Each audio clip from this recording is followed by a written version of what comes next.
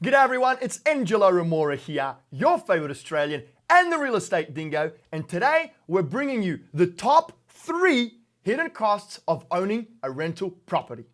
So for those of you that don't know me that well, I want to tell you that over the last 4 years of me plugging away on BiggerPockets, I'm a big ambassador in focusing on people. And I mean in everything that you are looking at doing when it comes to investing in real estate, when it comes to starting a business, when it comes to expanding into a new market, whatever it may be, you really have to focus on the people first before you focus on anything else. So this blog is not really going to be about the nitty-gritty stuff that could cost you money on a rental property. It's going to be more about the people component. So the first thing that you need to do is you really need to find the right people that you can trust. These people have to have your best interest at heart, and they have to be able to possess a mentality where they plant the seed now and reap the harvest later. Meaning, do not work with people that just want your money right now and on the spot. Real estate, guys, is a long-term play. It is a marriage. It is not a one-night stand. So in order for you to have success with owning rental properties, you have to have the right people in place that will want to work with you for an extended period of time. And I'm talking about 5, 7, or 10 plus years. Some of the key people that you should surround yourself with that are interested in having your best interests at heart for the long term are, you have to have a good realtor, because obviously that's the person that's going to find you the property and help you buy a property in a good area. Property management, my God, property management is huge. Property management is not allowed to nickel and dime. And I mean, they can't be putting stupid on-top maintenance fees on every little maintenance expense. They have to have a genuine interest in keeping your tenants staying and paying, not just be willing to evict anyone immediately so they can charge you 1.5 months rent for new tenant turnover. You need to have a good maintenance company in place. Establish relationships with 1 or 2 maintenance guys in a particular area that you can trust that aren't going to, do shady things on a job where they're just going to upcharge you for things that don't need to be done. A good attorney, guys, a good attorney is worth his weight in gold. I mean, you never know what's going to happen to your rental portfolio. You have to have good legals in place. You have to have good legal advice because these guys can get you out of a lot of trouble. Accountant, yes, I mean, obviously Uncle Sam wants his money, and if you do not pay Uncle Sam, you can get into a lot of trouble. So you need to have a good accountant that's going to help you structure your real estate endeavors so you're not paying ridiculous amounts in taxes, more than what you need to, and so you can also offset as much of that as you can via expenses and whatnot. So that pretty much concludes my team spiel, where you have to have all of these people in place in order for you to have success when owning an investment property or a rental property. So the second thing, guys, that you really need to focus on, and which can be huge hidden costs associated with owning a rental property, and that is maintenance issues. Now, where you're going to find the most expensive maintenance issues is going to be, first of all, the roof. If you're buying a property, I strongly suggest that you do not buy a property that has less than 15 years of roof lifespan left on it. Now, how you're going to find out how many years of roof lifespan left on it has is you're going to have a good team in place, right? We spoke about teamwork making the dream work in our first little point there. So unless you've got a good team, guys, you're going to lose money, right? Because that's going to be your biggest hidden cost, is not having good people in place. So now we've got the people. So now we're talking about the maintenance costs of a property. Roof is the first one. 15 years of roof lifespan left in it. You need to check the furnace. The furnace needs to also have at least another 15 to 20 years of roof lifespan left in it. So I suggest when you are buying a property, you buy a property that has a 5 to 10-year-old furnace max. Most good furnaces tend to last for 20 to 30 years. Make sure you get a contractor or your maintenance person to check that out also. Hot water heater is important. You would want to replace the hot water heater just because a lot of the time when you're buying a vacant property, I'm just going to assume that you're buying a vacant property, the hot water heaters, if they've been sitting vacant if the property's been sitting vacant for 6 to 12 months, the likelihood of the hot water heater being any good is not high. And out of 10 times, you're probably going to have to replace it 7 times. So you just might as well replace it instead of taking the risk and it blowing out on you in 3 to 6 months after the tenants start using the property to full capacity. A few other things, guys, plumbing and electrical. I strongly suggest that all of the plumbing and electrical is redone, especially if you're buying distressed, especially if you're buying rundown vacant homes that have been sitting vacant for a couple of years.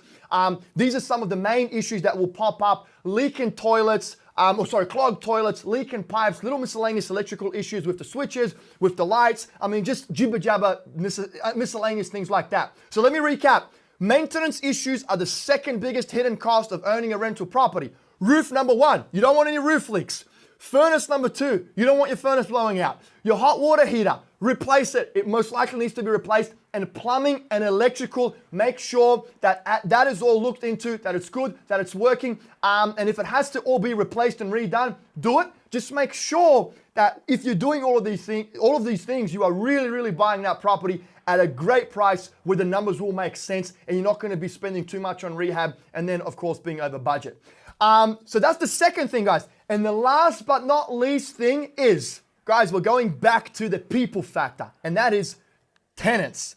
Tenants can indeed be one of the biggest hidden costs of owning a rental property. Now, this is what you need to do. You need to stop what you're thinking right now, because most of you hate your tenants, and trust me, I was in that mindset. And sometimes I still get in that mindset right now, but you just have to lose it, get it out. I mean, look, these guys have to be considered as your business partners. Ultimately, you want to do everything in your power to keep these folks staying and paying, because that will enable you to have cash flow and that will enable you to live life on your terms and to be financially free. So if that means get details of their anniversary, send them a little gift. Christmas time, send them a little gift card. Whatever it may be to keep these folks happy, keep them happy. Be prompt at communicating, because that is huge. Any request that comes through, you have to answer it promptly, because prompt communication gives people peace of mind. Even if you can't address the issues immediately, at least it allows them to know that you are thinking about them and that you are putting, their issues as a priority.